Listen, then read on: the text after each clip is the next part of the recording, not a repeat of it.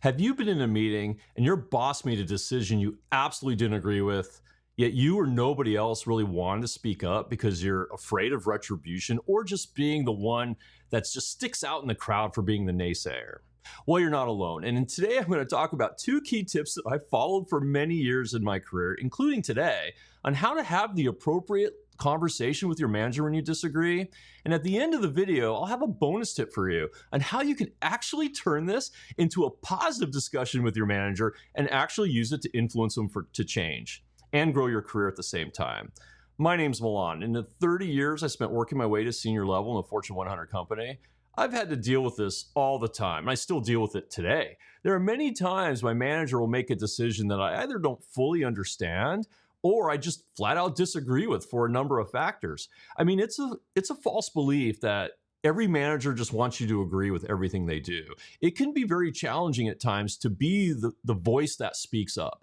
Everybody believes that it can hurt your career by not being the team player that always constantly disagrees. But there is the right time and place to go do it, because actually managers don't want someone that always agrees. They can never trust your intentions. Are you always saying yes just because you're worried about how it might impact your career or your rating? Because I don't want to disagree with my boss, but it's so completely opposite. I can't tell you how important it is that you do need to disagree when you do feel passionately that the decision is wrong. But there is an appropriate way to go do it. The first tip is to ask to take it offline. I've been in a number of meetings at very senior level where they're talking about this decision. The decision's kind of made, but it doesn't mean it's usually going to happen right away. And I might raise my hand and say, hey, I think I have some data that might be useful, but I just need a little bit of time to go kind of make sure that I have that right data for you. So I'll talk with my manager about it offline in the next day or two, just to make sure that I have everything, all the information that you all are using in this decision, because I think that might have some challenges. Notice that you ask to take it offline, which is really tip number one. And that's so important because you don't want to necessarily do it in an open forum. One, you may not have all your data right at your fingertips, number one. And number two is it give you time, which we'll talk about later, to actually present a much more easier and more detailed case on why you're thinking the way you are. So again, tip number one is ask to take it offline. I've never had a manager or a decision that was so urgent that had to be made in that moment, unless it was like a live site being down or something. But then I'm not likely probably going to disagree with the decision. But to take it offline can be very impactful, and it works wonders for me. Tip number two is really around when you go into this meeting with your manager and you're going to disagree, you have to keep in your mindset that you're going to disagree, but then commit. And what I mean by commit is you can present your case. And if the manager still decides to go with the original decision and doesn't want to change based on your day in this end of the discussion, you have to kind of salute and say, okay, I got it. I understand. And why that's so important is because I've learned that I don't always have all the right information. Even at a senior level, things are held from different people for various numbers of reasons, but you may not have all the information from your skip level who has a certain strategy.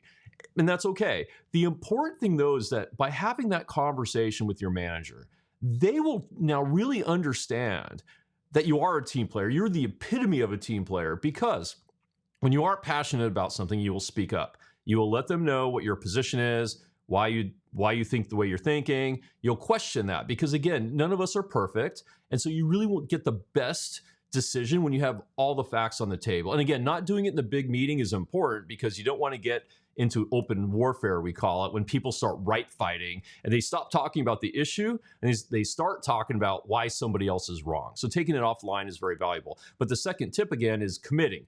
So if the manager does, you've still shown them why, and you're also showing them you're a team player. Now, the bonus tip is, since you're going through those first two tips, the bonus tip is use that time before you go into that meeting to really analyze why your boss made that decision. I mean, think back to the meeting. I do this all the time. There's always a conversation around a decision. So what were the key factors that they were using to make that decision when your boss made it? And usually it's some level of a negotiation, but by having that knowledge, it helps you set up what your counter proposals. If you think about it like buying a car, they always tell you, don't walk into the dealership and say you're prepared to pay this much, right? Because that might be more than what the car is actually worth or what they would let it go for. You always tell the dealership to tell you the price of the car first. That's where you can then start the negotiation. It's the same thing when you're negotiating these types of disagreements. Understand the most you can about why that decision was made, and then you can build your counter argument from there. This process has worked wonders for me throughout my career. I still do it almost every day, if not weekly, for sure. And it can help you as well. If you like what you heard, I'd appreciate a like. And if you subscribe and hit the bell, you'll also get notified of future topics. Again, this has been very helpful to me and others. I hope it helps you as well. Have a great day.